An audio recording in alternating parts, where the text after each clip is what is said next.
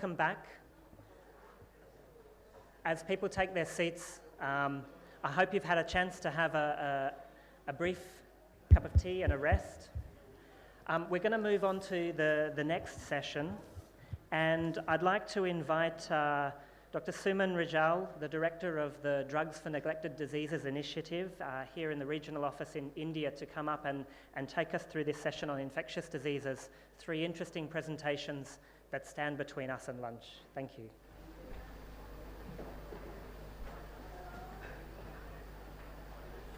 Good morning, everybody. Thanks, Philip.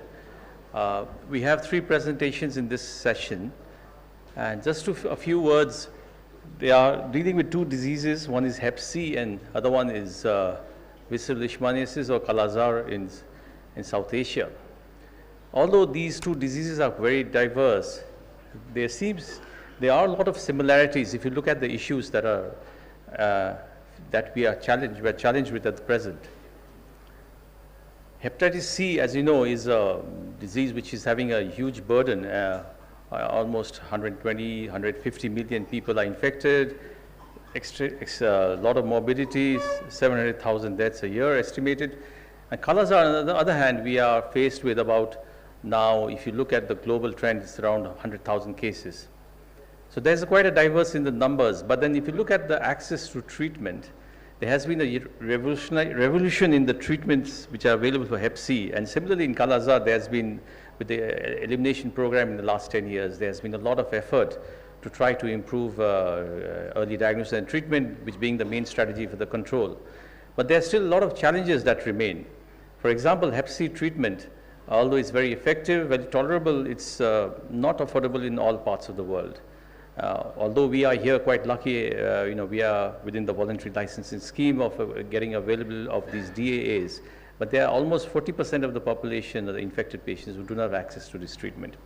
Now, the 2 papers are looking into the risk factors of, looking at Hep C and looking at a cohort of people who are at high risk of developing Hep C, and it's very interesting to understand how the treatments are being administered and also what are the risk factors that are seen. Because if we were to start a program here in India, probably we will be starting on these high-risk populations. And the presentation on leishmaniasis is really dealing in an issue which is crucial to the whole success of the elimination program. That is, how do we manage the patients to access treatments early? And after the presentation, I'm sure there will be a lot of issues that will come up for discussions and questions. So I'll stop here and I'll invite the first speaker, who is Nyan Lynn, to come and make her presentation. Thank you.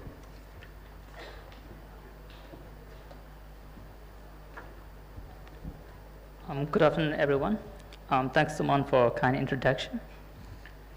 Today I'm going to present the high rates of hepatitis C co-infection and advanced chronic hepatitis among HIV cohorts and MSF programs in Myanmar.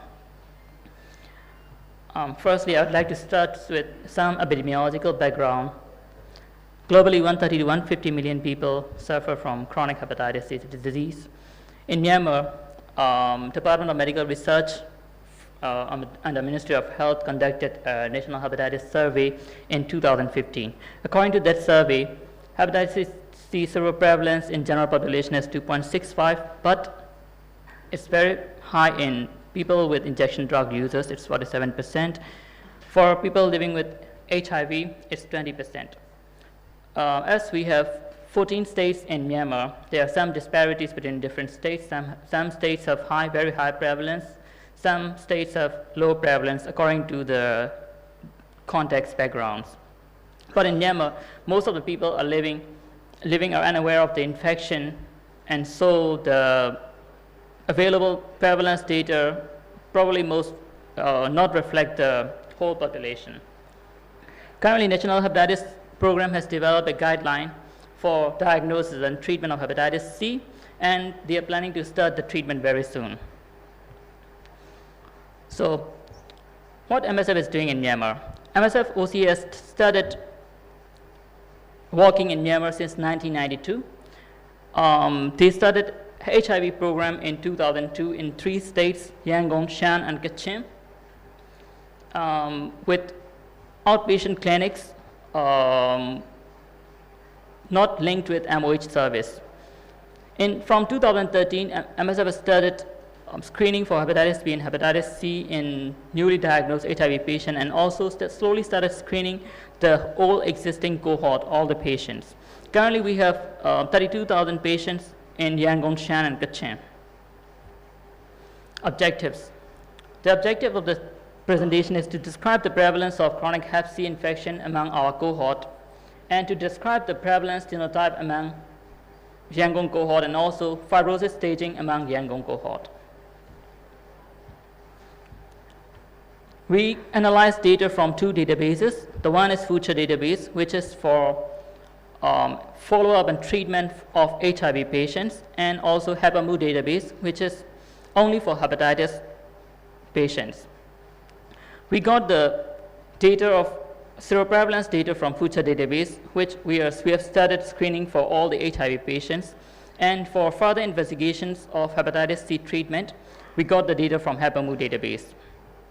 So, as I've already mentioned, we have started screening for all our patients since 2013.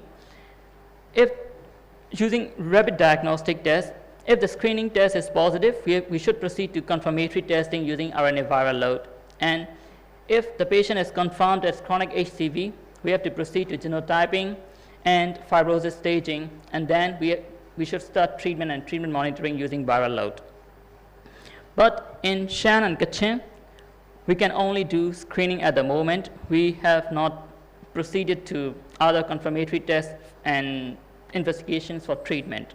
But in Yangon project, we are doing the whole spectrum of investigations after treatment. So what do we found during screening? The results are somewhat interesting. In Yangon, the seroprevalence is only 7% among our HIV cohort, but in Shan and Kachin, it's alarmingly high. In Shan, it's 29%, in Kachin, it's 38%. The high prevalence of hepatitis C in Shan and Kachin is most probably due to the high number of injection drug users in that region. And we also found out that we have some patients who are co-infected with hepatitis B. A small number of patients. These patients have triple burden of disease: HIV, hepatitis C, and hepatitis B. So, relationship with people with injection drug use. In Yangon, 11% of our hepatitis C seropositive patients have history of injection drug use.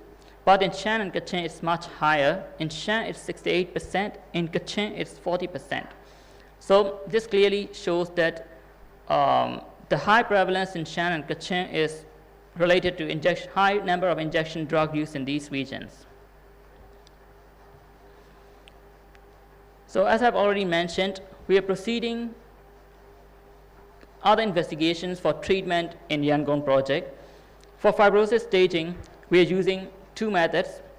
One is FibroScan, which is a simple non-invasive method using a FibroScan machine that measures the stiffness of liver. The results come out with kilopascals.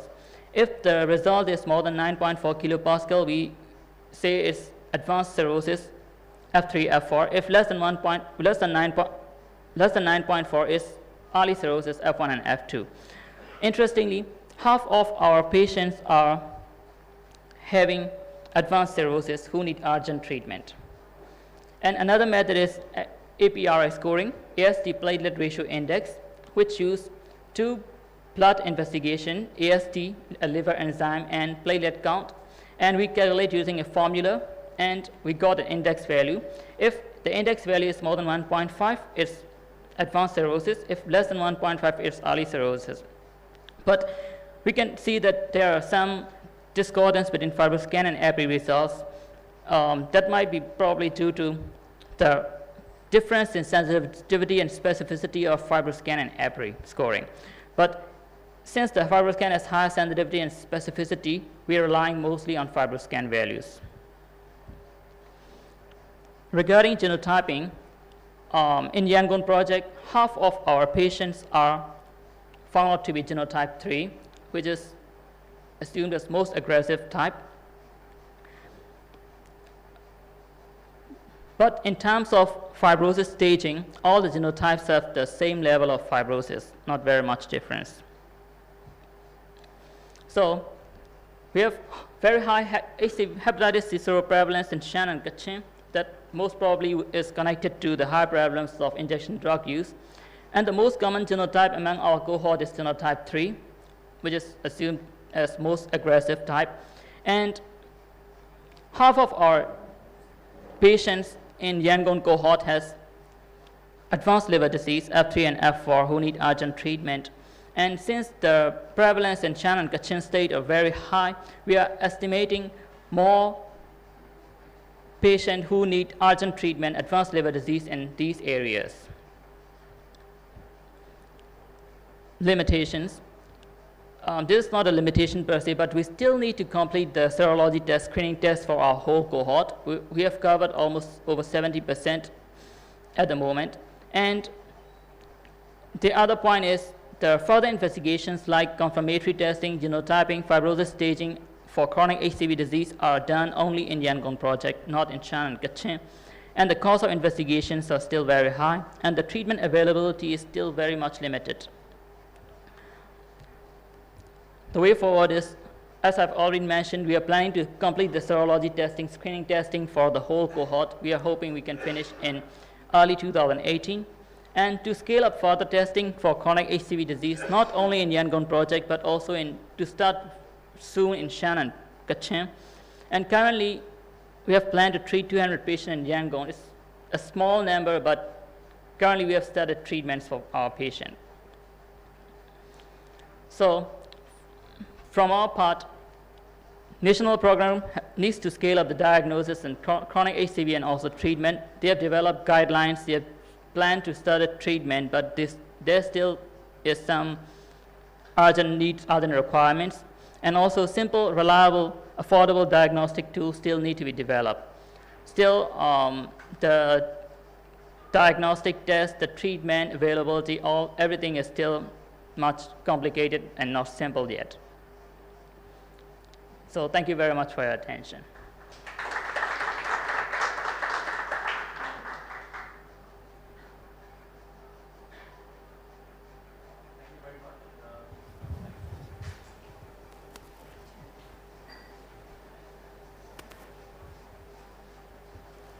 Thank you very much for sharing this information. And as you can see, IV drug use and its relation to as being a very high risk factor for Hep C in these HIV cohorts. And it's very encouraging to know that the treatments are also being initiated by the government. That will be an interesting thing to understand better. And I would like to ask the audience if you have any questions from this presentation or any others. Yes, please.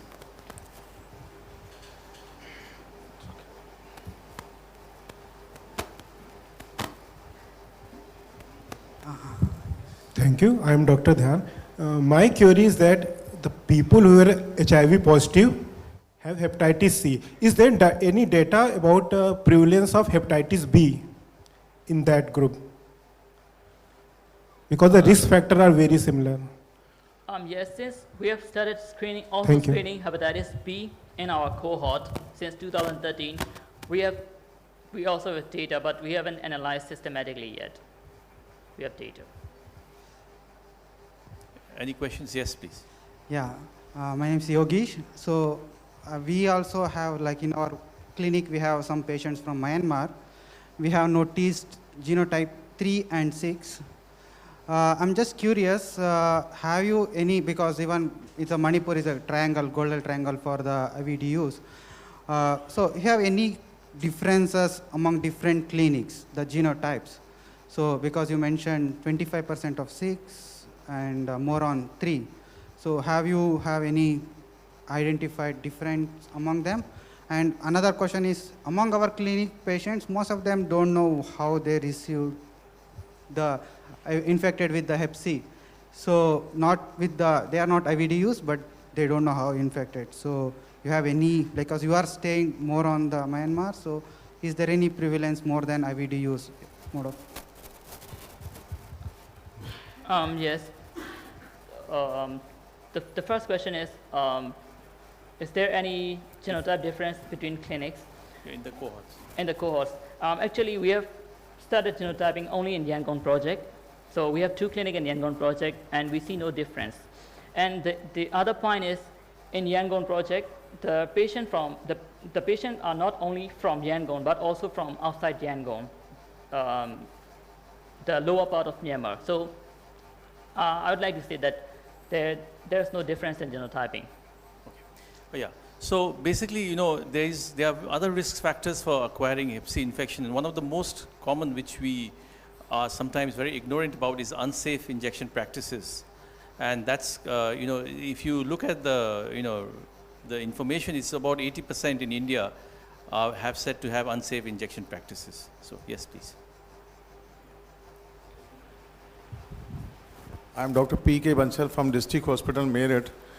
With the collaboration of MSF, we started hep C prevalence and clinic and diagnosis in our setup, and most probably we will be coming with the data very soon. Till date, I have data till 19th May of, we started working from 25th of January this year. And by 19th of May of this year, we have more than 2,200 consultations, out of which almost 750 patients, new patients, and more than 300 is already on treatment. We are providing all diagnosis, genotype, confirmatory test, rapid test, and free treatment, and we are following up also. And all the cases what he asked about the hepatitis B also, certainly there are certain cases which are hepatitis B positive also, in almost less than 1% HIV positive also. We are doing simultaneously those who are negative hepatitis B, we are doing hepatitis B immunization also in those cases. Thank you for this information. I think now we move on because of the limited time, and I will invite you to discuss further with him if you have any further questions. So now the next presentation is by Win Lee, and it's also to deal with from Myanmar. Yes.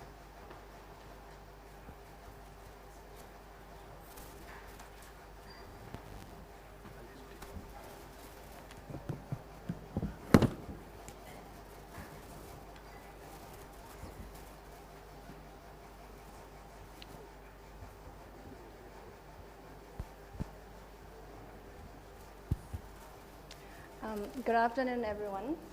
My name is Wen Lei. I'm from the MSF OCG, and today I'm going to present about the fisherman study that we have done in the Nindari project. It's a pleasure for me to be able to present on behalf of the authors, as mentioned on the slide. So as it is the fisherman study, I would like to briefly mention about the fishermen. So as all of you are aware, fishermen is regarded as a high-risk population because of their highly mobile professional and their close sexual network in their community and access to cash and income. And also as they walking away from their family, the frequency of using commercial sex is high. But the HIV status of fishermen hasn't closely monitored yet by the Ministry of Health and Sport and also by the INGO. In our project, we found that 25% of our HIV cohort patients are fishermen. Because the Nindari is one of the most productive fishing region in Myanmar. In 2010, 650,000 tons of fish produced from the Nindari region. So this is just showing our coastal region, coastal line of Myanmar, which is about more than 3,000 kilometers. So MSF in Myanmar, MSF OCG has started in year 2000, where in 2000, starting from 2003, we have implemented the HIV project in the Nindari region. So Myanmar is, HIV epidemic is the concentrated epidemic among the high-risk group, men who have sex with men, sex worker, and the injection drug user. So at the time of 2015, nearly 88% of our ART in the Nindari region are provided by the MSF clinic, but right now we are sharing half by half with the Ministry of Health because we are in the transition period. Operational research was integrated in 2013 in our OCG project. So we did a cross-sectional retrospective analysis of routinely collected food share data. And this study met the exemption from the MSF ethical review because it is a retrospective analysis. So we have identified in our cohort May HIV-positive fishermen 1,172 a death, compared to a dead male cohort 1,626 patients as a comparison group. And descriptive analysis was done to compare the clinical characteristics and the demographic characteristics between fishermen and the male adult cohort, and also generalized linear model was assessed to identify the odds of the risk behavior. In addition, the fishermen was disaggregated into 3 subgroups: the local subsistence fishermen, Myanmar fishermen, and the international fishermen. So local subsistence fishermen are fishermen who own their own boat, and they spend some time in the sea, but not longer than other 2 groups. Myanmar fishermen, the boat are owned by the Myanmar citizen, but they spend longer time than the local fishermen. International fishermen are owned by the boat are owned by the foreigner, and they spend much more time in the sea compared to other 2 subgroups, and they are working in the international water. So this is the patient characteristic comparison of between fishermen and the non-fishermen. So from this slide, you can see the baseline CD4 among 2 groups. Mean times on the ALT is not too much different. Loss to follow rate is not much different, statistically not different, but fishermen have a higher risk of using the high-risk behavior, like using a commercial sex and also the injecting drug user compared to the non-fisherman group. And we also compare the second-line ARV proportion among the non-fishermen and the other sub-3 groups of the fishermen. So as you can see here, the proportion of second-line ARV is not different between non-fishermen and the fishermen. Hep C among we, sorry.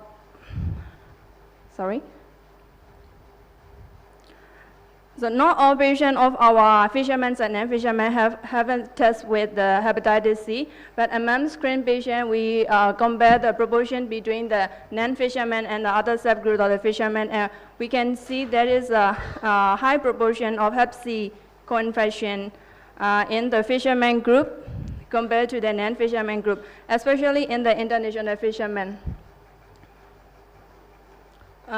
This is a odd ratio of having sex with men who have sex with men, commercial sex use, and also injecting drug user among the fishermen compared to the non-fishermen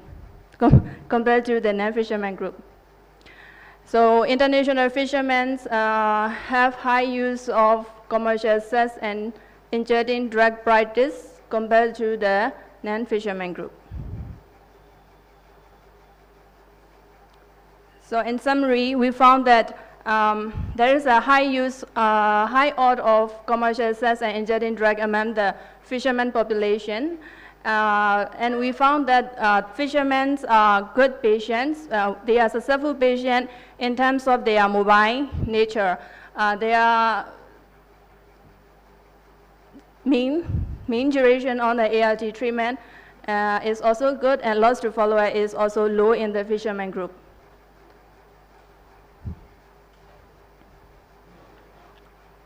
So we found that the fishermen has a successful treatment compared to the non-fishermen. There is a higher risk of using commercial sex and also drug use. So counseling service is highly needed for this fishermen group. And also we found that hepatitis C infection is also high in the fishermen. Would be interested to advocate to the Ministry of Health or the other organization for the harm reduction program. And as Ministry of Health is now start rolling the hepatitis C treatment program nationwide, so it would be interested for them to see the result that fishermen will be a high-risk group to systematically screen for the hepatitis C. So we have some limitation in the analysis because this data used the routinely collected data, and the fishermen's data was at the time of the enroll in our cohort, so that might change over time. And the type of the the desegregation between the fishermen was maybe slightly different depending on the interviewer at the time of admission. And risk information is self-reported, so maybe and estimated. I would like to relay the thanks message to the MSF staff on behalf of the order. Thank you.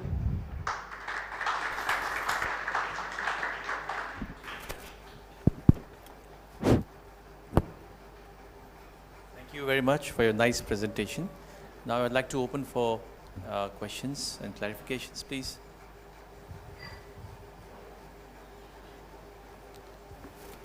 So I would like to ask a question maybe when people are thinking about. Did you also assess their knowledge about the risk factors for acquiring Hep C and any other diseases?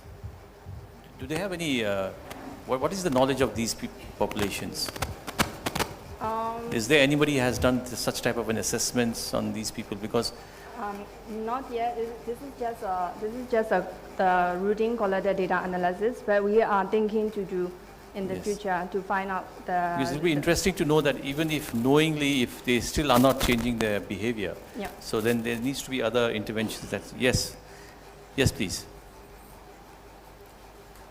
Hi, I'm just curious to know, like, did you only study fishermen, or this includes like fisher women also, and was there a difference in like them having HIV and co-infection? Sorry, can you repeat the question? So I'm just asking that the group that you studied, fishermen, did that also include women, or these are just men you're talking about? It's only men, or even females are in? No, men. Because in our group, because we are studying the fishermen in our HIV cohort, so not all the fishermen population in the way. So in our HIV cohort, most of the fishermen are male. Male, okay. Any questions? I would like to also, understand. You said that the government is planning to start treatments for hepatitis C. Yes. I guess it's with the new directly, this DAAs, right? Yes. So what is the availability and cost of these treatments in Myanmar? Do you have any idea? So Ministry of Health was start the treatment already started studying from May. The target is 2,000. So so right now they are funding for the further increasement in the target. Right now for the 2,000 treatment, they are using the donation from the BMS. Okay, they're getting a donation from BMS. Yes, please. The last question, yes, then we move on. I'm Dr. Santosh from the Besara board. It's like, can you actually provide data? How much the prevalence is from sexual intercourse, and how much is from intravenous drug use? And if it's possible, if it's like more of the patients have acquired this hepatitis C and also this HIV from sexual route, is it possible that we need to intervene on the prevention, like use of condoms and so on? Have we actually thought about that? Okay. So in Myanmar, so most of the you were talking about the hepatitis C prevalence, right? Yes. Yeah. So in Myanmar, the Hep C prevalence is the highest among the injection drug user. In our study, we found that the international fishermen has a high prevalence of the Hep C infection, and they are also high risk to use the drug, injecting drug. And then, so we control this injecting drug user in order to find out the risk to Hep C infection as well. So still, the risk of getting hepatitis C is higher even after control the injection drug user. So that might be interesting to find out other risk factors in addition to the injecting drug user. Might be you are mentioning about this promoting the sexual protection would be interested. I simply want to make one comment. Safe sex is one of the common causes. Like just making safe sex using promotion of condom can reduce the burden a lot. Consider all that we do. So simply by focusing on promotion can be prevented. Right. So it's the question and the comments have been on, has there been any advocacy for using condoms to these group of people, that would in itself prevent many of these sexually transmitted diseases? Yes, we have this kind of activity in our project, because as we found that the fishermen, 25% of our cohort, we have community testing activity targeting to the fishermen village and giving the health education as well. Thank you very much, Winley. Thank you. From Hep C, now we move to Kalazar, something very close to my heart, I must say. So Vikas Aggarwal, who is the director of the KalaCORE, is going to give us some results from the studies from India and also from Africa.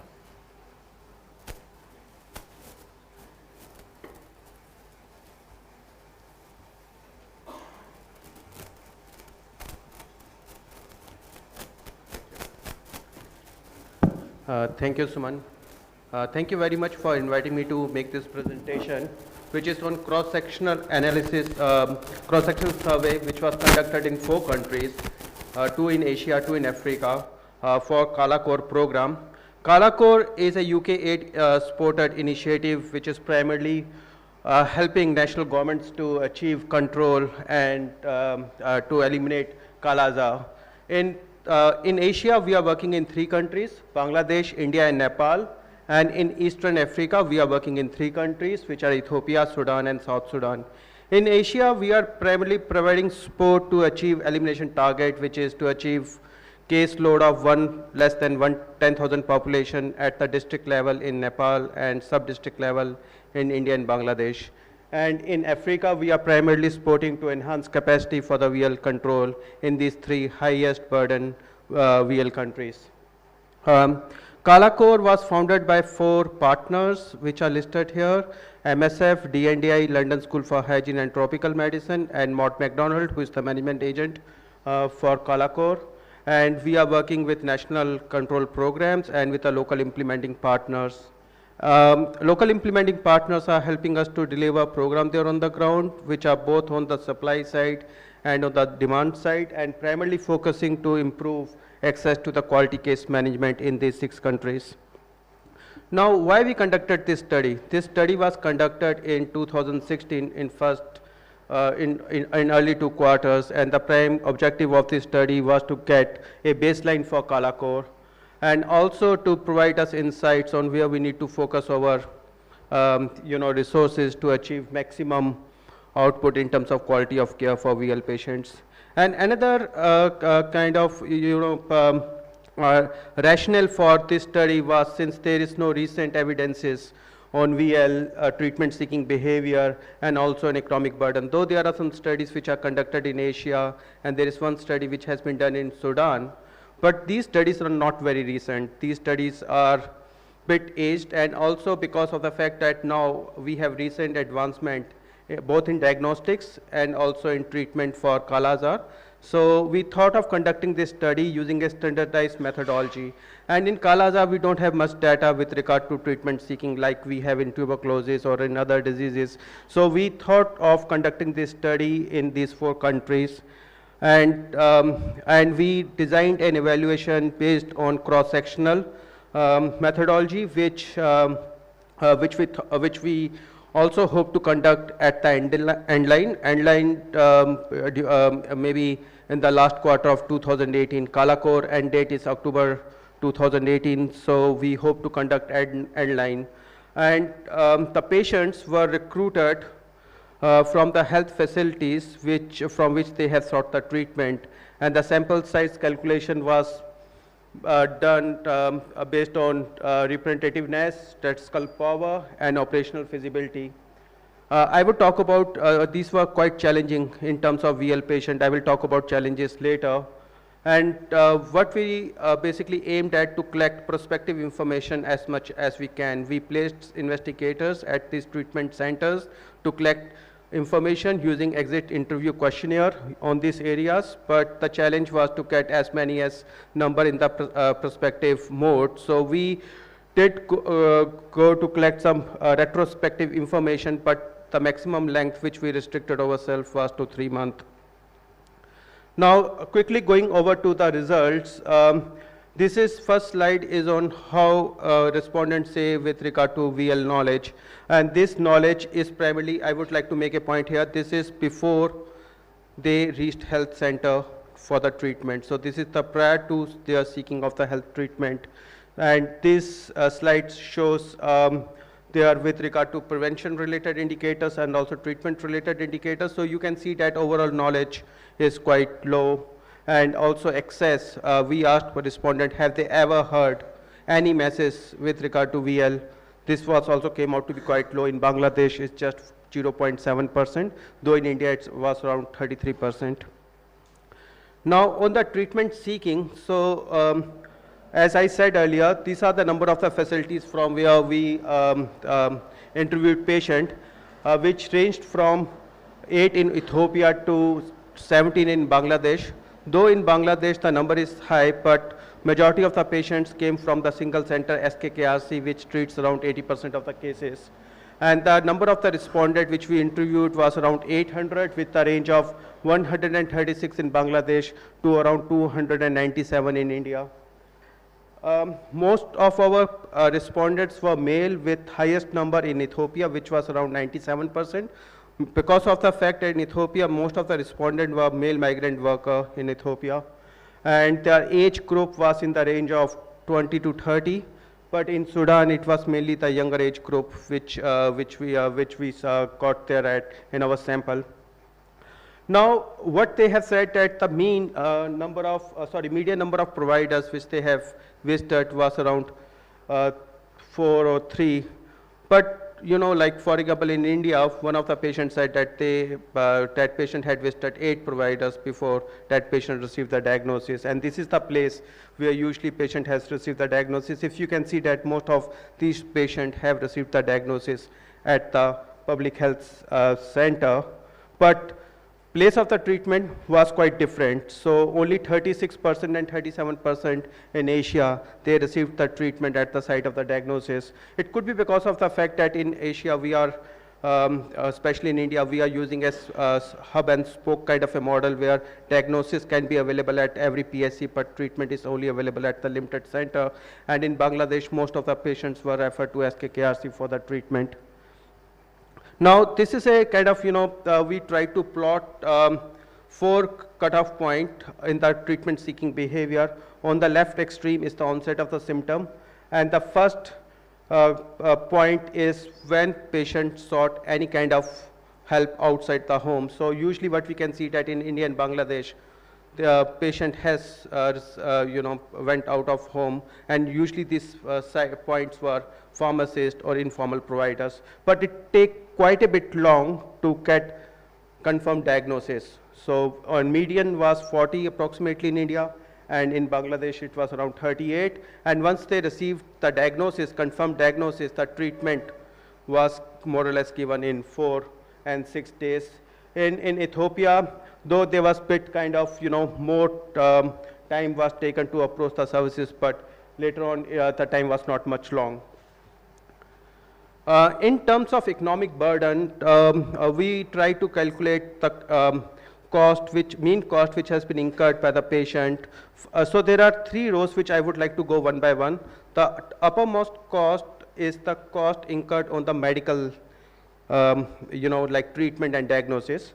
Second line is mainly non-medical cost, such as food, transport, and all other associated non-medical costs with regard to treatment. And the third row is overall economic cost, which includes loss of wages, all the opportunity cost of the patient, and of attendance. Now, as you can see that the cost of medical cost, though in Bangladesh it's around 123, but in other 3 countries it's around 60 to 70. But when it comes to non-medical cost, it increases quite significantly in Sudan. Most of the respondents had spent the money on food, especially, and on transport, which is quite kind of, important for us to know. And also when we see the economic cost, overall economic cost quite increases 6-fold and 5-fold. And what we try to analyze on how many % of households they spent 20% of their annual household expenditure on one single VL episode. So you can see that 16% they said that they have spent in India, in one single episode, and similarly, though in other it's less. But when it comes to overall economic cost, the percentage increases from 16 to 51 in India. And what it has led to? It has led to, most of the patients, they have to use their savings. But in India and Bangladesh, approximately 68 to 75% of the patient, they had to take loan from somewhere to pay for the loss which they have incurred. And also nearly 1/4 of the patient in Bangladesh and 1/3, and with 50% of patient in Sudan, they had to sell their livestock or crops to manage that economic loss which they had for VL. So what are the cost drivers? So these are, we try to categorize cost drivers in 3 categories. In Asia, it's more of treatment and on diagnostic. It's free, but even then, most of the patients are expending their money on treatment and diagnostic before they receive the confirmed diagnosis, free, and also free treatment. So that's quite interesting. And in Africa, the most of the cost drivers are food, transport.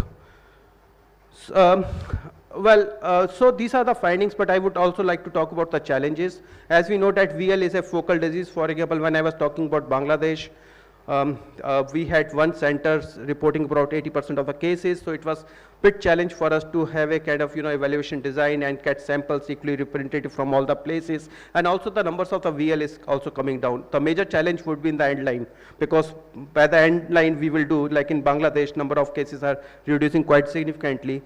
And also some of the other factors we wanted to include, but we were not able to include, like PKDL, HIV co-infection, and other risk groups.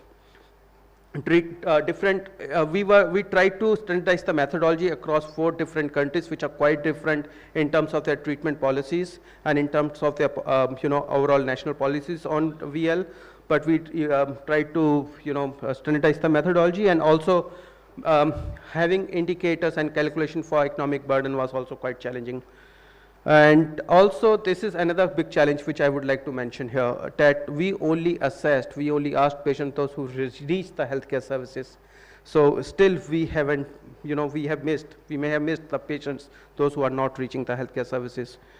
Conclusion, VL does result in substantial economic loss, and though treatment and diagnosis are given free in the healthcare services, in the healthcare system, but the financial risk because of other things are quite huge, and we need to think about providing a broader social protection to cover non-medical costs. So that could be quite important, and also we will work on some of the areas which we have identified to address these issues. I would like to acknowledge all my team members, those who contributed to this. The M&E task team of KalaCORE, which comprised of WHO Geneva, London School for Health and Tropical Medicine, and our partners in all the 4 countries, and our funder, UK. Thank you very much.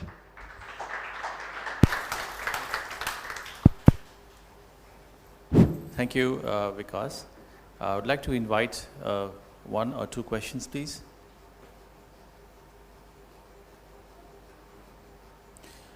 Okay, so I just maybe there'll be one question. Just wanted to state, there's 2 very much obvious. The data here shown on the time from symptoms to time to seeking treatment. If you look at the papers done about 10 years back, has similar results.